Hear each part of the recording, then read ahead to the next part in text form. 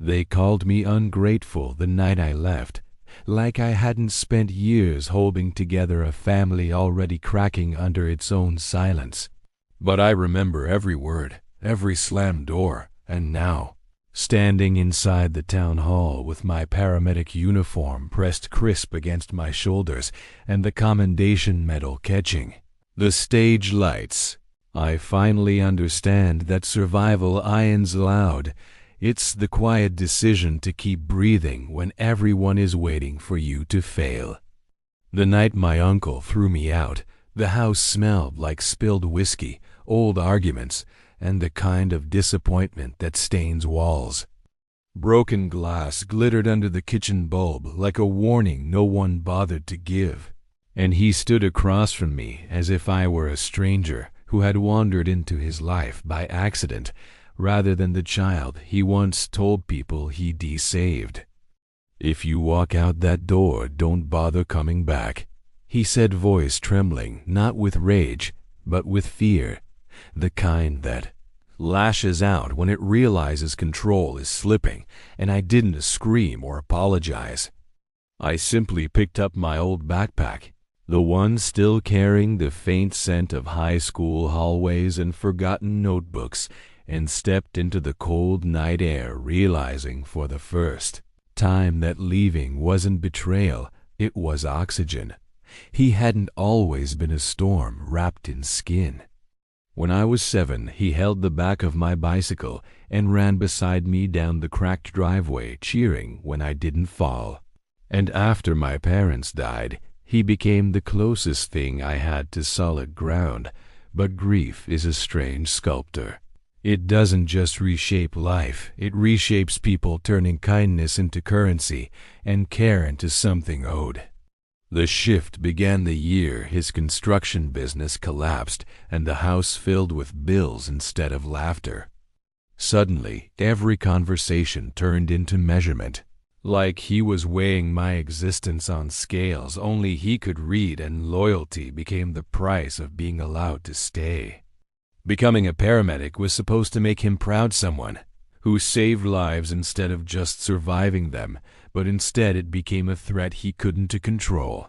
Proof that his grip wasn't the only thing keeping me upright. At first, the signs were small enough to ignore. Calls that went straight to voicemail. Photos taken at family gatherings that somehow always cropped me out.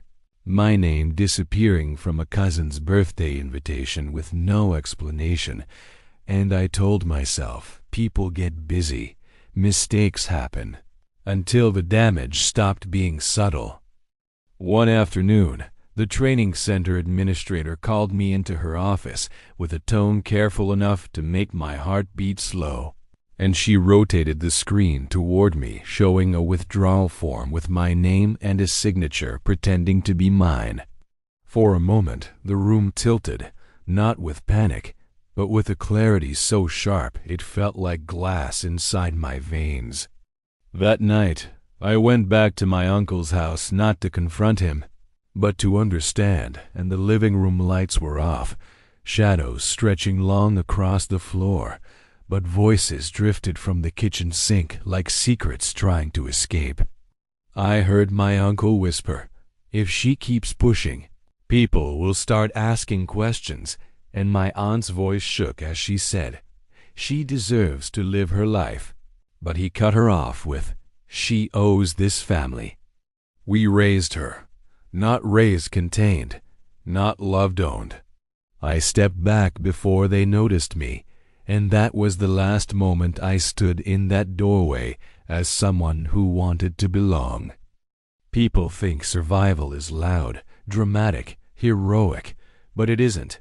It's slow, silent recalibration, the kind that turns tears into strategy and humiliation into data. While rumors spread that I had run away, that I believed I was better than the family who rescued me, I was building something stronger than their story.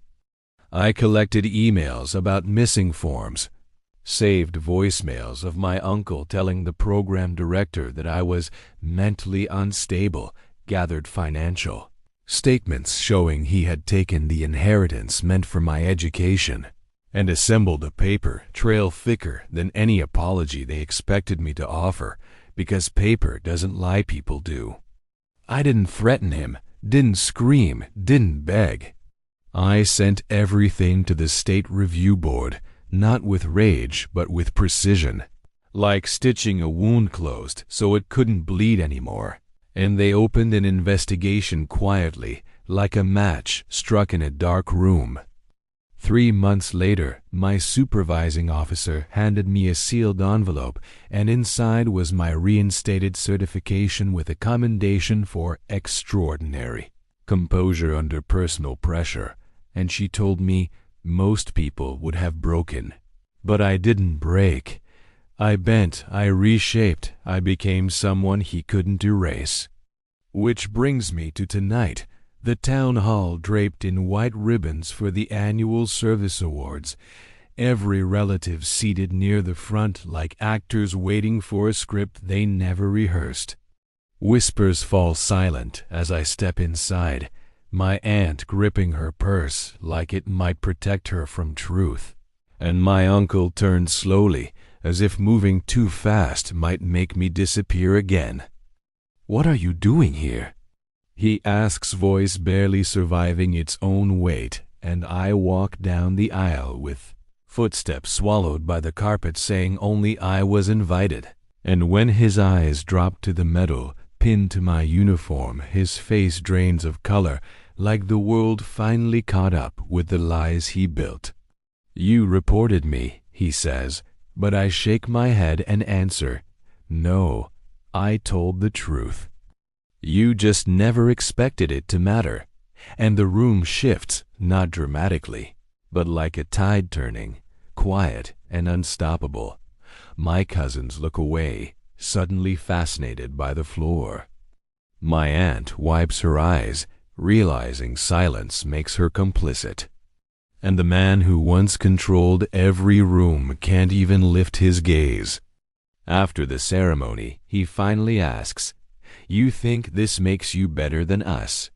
And I meet his stare without flinching, answering, "No, it just makes me free, because I am no longer the girl grateful for crumbs, but the woman who learned that sometimes walking away isn't abandonment, it's self-rescue."